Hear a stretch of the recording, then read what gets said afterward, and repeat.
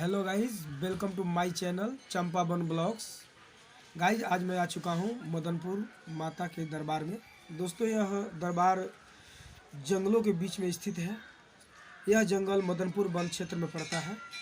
तो आइए हम आप लोगों को दिखा रहे हैं। ये देखिए आप लोग, यही ये मदनपुर माँ का दरबार है।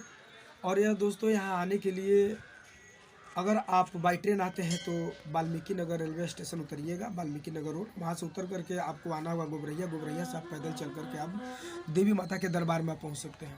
अगर दोस्तों, अगर बाई रोड आपको आना होगा तो आप यहाँ मदनपुर होते हुए आप पहुँच जाइएगा मदनपुर। पूरा रोड है, रोड से आप पहुँच जाते माता जी के दरबार पहुँच सकते हैं। अगर उत्तर प्रदेश अगर आप आना चाहते हैं तो पनियावा होकर के आप मदनपुर माँ के दरबार में आप आकर के अपना माथा टेक सकते हैं और दर्शन कर सकते हैं। दोस्तों मदनपुर माँ की दरबार का जो रहस्यमय कहानी है, बहुत अद्भुत कहानी है दोस्तों। इसको आज मैं आप लोगों के बीच में शेयर करना चाहता हूँ। दोस्तों, यह मदनपुर माँ की जो मंदिर है, घनाघोर जंगलों के बीच में स्थित है। दोस्तों, बात बहुत बड़ी पुरानी है। यह एक बार की बात है जब यहाँ मदन नाम के एक राजा जो थे, यहाँ राज किया करते थे। दोस्तों, उसी समय की बात है। यहाँ दो आदिवासी लड़कियाँ इसी जंगल में साग लेने के चक्कर में ये लोग जंगल में आ पहुँची और आते आते अपना रास्ता भटक गई। रास्ता भटकने के बाद दोस्तों, एक बूढ़ी माता से मुलाकात हुई जो कि स्वयं वो जगदम्बा माँ मदनपुर वाली ही थी। उन्होंने इन दोनों लड़कियों को रोका और रोक करके बोला कि मेरे जो सिर में है जुए हो गए हैं, ये जुए को निकाल दो। लड़कियों ने देखा और माँ की बात मान करके जुए निकालना शुरू किया। इधर शाम भी होता जा रहा था, तो शाम होने के चलते उनके घर के लोग इंतजार कर रहे थे। इसीलिए लड़कियों ने बोला कि माँ, हम लोगों को घर भी जाना है, इसीलिए हम लोगों को जाने दें। माँ ने बोला ठीक है, तुम लोग जाओ, लेकिन जाते जाते मेरे से कुछ वर मांग लो। लड़कियों ने माँ की वर को हल्का समझते हुए, यानी माँ की वरदान को उन्होंने हल्के में लिया और हल्के में लेते हुए उन्होंने माँ से एक ऐसा वर मांग लिया जो आप लोग सुन करके दंग रह जाएंगे। उन दोनों कुंवारी लड़कियां थी और बोली कि माता, हमें पुत्र प्राप्ति चाहिए। माँ ने अस्थातु बोला। माँ ने तुरंत उन लोगों को वरदान कर दिया और वो वरदान दिया और दोनों लड़कियों को 2 पुत्र प्राप्त हुए। लोक लाज के डर से दोनों लड़कियों ने क्या किया, वो दोनों पुत्रों को उसी जंगल में छोड़ करके चली आई। स्वयं माँ जगदम्बा ने उन दोनों पुत्रों को पाला, जो कि आगे चल करके एक लड़के का नाम पड़ा रहसु गुरु और दूसरे का नाम पड़ा भीमा गुरु।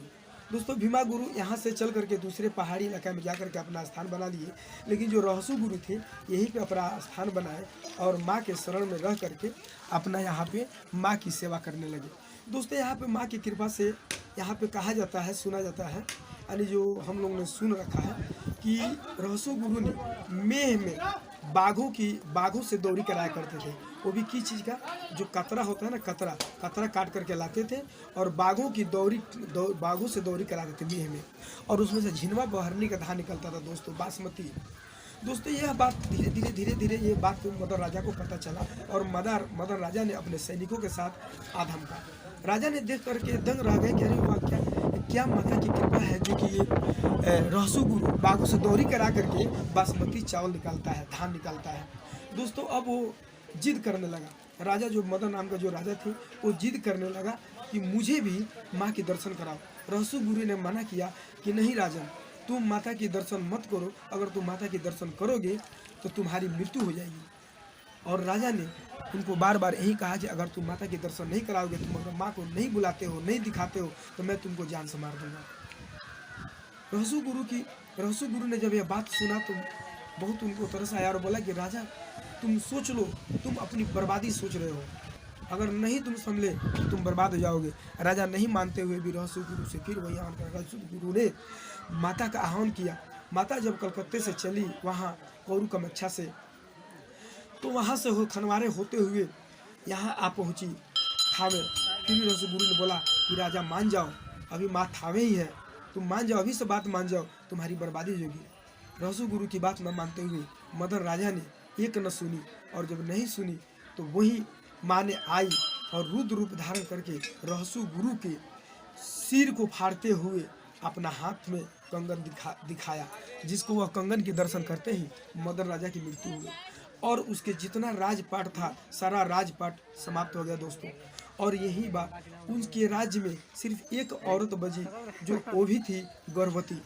वह औरत बची तो माँ ने उसका भी पीछा किया, और जब देखी कि यह औरत गर्भवती है तो उसको माँ ने बख्श दिया। और बख्शने के बाद आज वही जो बड़गांव का जो दरबार है तो यही है माता की कहानी। और दोस्तों ये बड़गांव स्टेट से ही यहाँ लोग आते हैं, पूजा करते हैं, और यह मदनपुर स्थान पे हर साल लाखों की संख्या में लोग आते हैं और माता रानी का दर्शन करते हैं और आशीर्वाद प्राप्त करते हैं। दोस्तों यह कहानी कैसा लगा हमें कमेंट में जरूर कहिएगा। और बस आज का वीडियो बस यहीं तक, फिर मिलेंगे अगले वीडियो में रहसु गुरु के दौरी का लेकर।